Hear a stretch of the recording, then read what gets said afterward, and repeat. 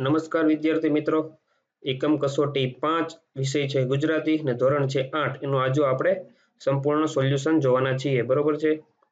તો એમાં પહેલો પ્રશ્ન છે, નીચેના પ્રશ્નોના જવાબ આપો. એમાં પહેલું, કયા કયા પ્રસંગોએ વિદાય આપવાની કે લેવાની થાય છે? તો એમાં જવાબ લખી શકીએ આપણે. છોકરીના લગ્ન થવાથી સાસરે જાય ત્યારે, છોકરાઓ બહારગામ ભણવા જાય ત્યારે, બહારગામ વ્યવસાય કે ધંધા કરવા જાય ત્યારે, ઘરે આવેલ મહેમાનો જાય ત્યારે વિદાય આપવાની કે લેવાની થાય છે. પછી આગળ છે પ્રશ્ન નંબર 2, સંકલ્પ કરવાથી થતા 2 ફાયદા અને 2 મુશ્કેલીઓ જણાવો. તો એમાં પહેલું છે ફાયદામાં કે નિયમિતતા આવે છે, જે આપણા માટે ખૂબ જરૂરી છે, જીવનમાં સારા ગુણો વિકસે છે, આ એના ફાયદાઓ છે. જ્યારે મુશ્કેલીઓ, જ્યારે સંકલ્પ કરીએ છીએ ત્યારે નિયમો પાળવામાં મુશ્કેલીઓ આવે છે. એક તો આળસ આવી જાય અથવા તો આરામ ત્યજવા પડે છે અને મોજ શોખ પૂરા કરવા પડે છે, એ જે થતા નથી, એટલે કે આ મુશ્કેલીઓ છે. પછી ત્રીજો સવાલ છે, દુઃખોને માત કરીએ એટલે શું થાય? તો એનો જવાબ છે, દર વખતે જીવનમાં દુઃખો આવે તો એમનાથી આપણે શા માટે હારી જવું? આ વખતે તો આપણે હિંમતથી દુઃખોનો સામનો કરીએ અને દુઃખોને જ હરાવીએ, એટલે દુઃખોને માત કરીએ, આ એનો જવાબ થાય છે. પછી સ્વતંત્ર લેખન કરે છે. એમાં પ્રશ્ન 2 છે, તમે આ વખતે COVID-19 ની સ્થિતિમાં દિવાળી અને બેસતા વર્ષની ઉજવણી કેવી રીતે કરી તે અંગે 8 થી 10 વાક્યનો ફકરો લખો. આનો સવાલનો જવાબ તો પોતપોતાએ પોતાના બુદ્ધિ પ્રમાણે લખવાનો હોય છે, પરંતુ તો પણ હું જવાબ આપી દઉં છું, બરોબર છે? એટલે કે જે આપણે દિવાળીએ કરેલું હોય બેસતા વર્ષે એ લખવાનું છે. એમાં અમે પહેલું શું છે, આ વર્ષે કોરોનાની મહામારીને કારણે લીધે અમે બહારગામ ફરવા ગયા ન હતા અને ઘરમાં લોકો સાથે દિવાળી મનાવી હતી. કોરોનાને લીધે બહારથી કંઈ ખાવાનું લાવ્યા ન હતા, ઘરે મમ્મીએ બનાવેલી મીઠાઈ જ ખાધી હતી. ફટાકડા પણ ન હતા ફોડ્યા, ઘરમાં દીવા પ્રગટાવ્યા હતા અને રંગોળી કરી હતી. બેસતા વર્ષને દિવસે પણ કોઈ સગા વહાલા ઘરે રૂબરૂ બેસવા ન જતા, ફોન અને વિડીયો કોલ કરીને નવા વર્ષના રામ રામ કર્યા હતા.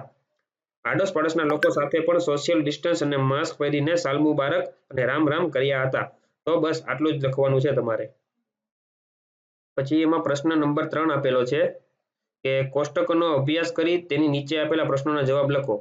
કે પર્વતમાળા છે, રાજ્યો આપેલા છે, એની લંબાઈ આપેલી છે અને ઊંચાઈ આપેલી છે. તો હવે એનો જવાબ લખવાનો છે આપણે કે કઈ પર્વતમાળાની લંબાઈ સૌથી ઓછી છે? સૌથી ઓછી લંબાઈ કયું છે? દક્ષિણ ઘાટ, એટલે કે 200 કિલોમીટર છે. તો એનો જવાબ આવે છે દક્ષિણ ઘાટ. પછી તમિલનાડુમાં કઈ પર્વતમાળાઓ છે? તો રાજ્યમાં તમિલનાડુ છે, તો એમાં છે તમિલનાડુ 2 જગ્યાએ છે, દક્ષિણ ઘાટ અને પૂર્વ ઘાટ, એટલે કે પૂર્વ ઘાટ અને દક્ષિણ ઘાટ એનો જવાબ આવે છે.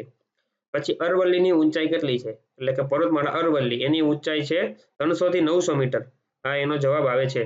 પછી છે એક કરતા વધુ પર્વતમાળાઓ કયા રાજ્યમાં છે? એક કરતા વધુ પર્વતમાળાઓ એટલે કે રાજ્યો જાજા હોવા જોઈએ. કે તમિલનાડુ છે 2 વાર, પછી છે મધ્યપ્રદેશ, મધ્યપ્રદેશમાં 2 વાર છે, બરોબર છે, અને તમિલનાડુ 2 વાર છે. તો એનો જવાબ આવે છે મધ્યપ્રદેશ અને તમિલનાડુ. પછી સૌથી ઊંચી પર્વતમાળા ક્યાં છે?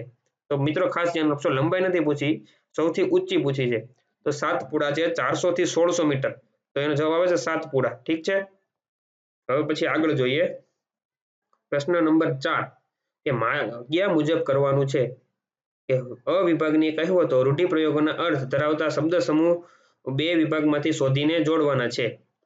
તો એમાં પહેલું છે અધૂરો ઘડકો છલકાય ઘણો, એટલે એનો જવાબ આવે છે 4.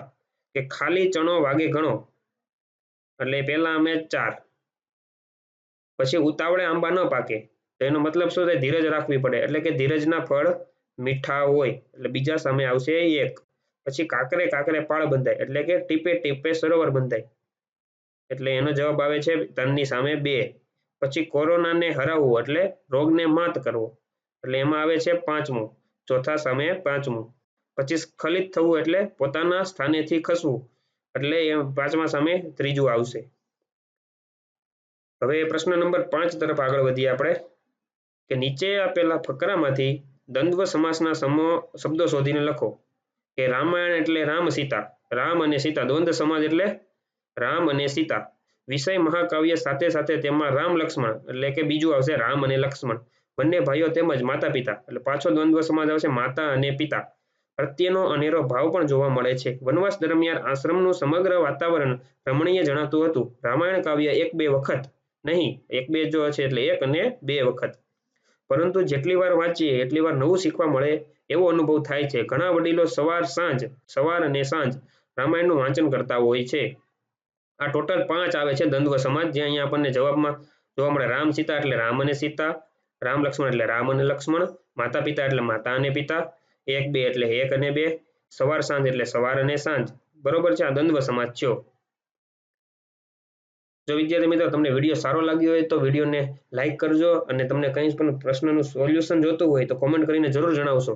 જો તમે અમારી ચેનલમાં પહેલી વાર હોય તો ચેનલને સબસ્ક્રાઇબ કરો અને બધા વિદ્યાર્થીઓ સુધી પણ સાચું સોલ્યુશન છે ને પહોંચાડો. અવારનવાર આ ચેનલ ઉપર બધા જ વિષયોના બધા જ ધોરણને લગતા વિડીયો મૂકવામાં આવે છે. આ ઉપરાંત સરકારી ભરતીઓ કેટલી છે અને ક્યારે બહાર પડવાની છે, ધોરણ 10 પછી શું અને 12 પછી શું, ઉપરાંત સરકારી યોજનાઓ જે છે જેની ઘણી બધી આપણને ખબર હોતી નથી, તેની માહિતી પણ આ ચેનલમાં મૂકવામાં આવે છે. તેથી ચેનલને સબસ્ક્રાઇબ કરો અને બેલ આઇકન દબાવો.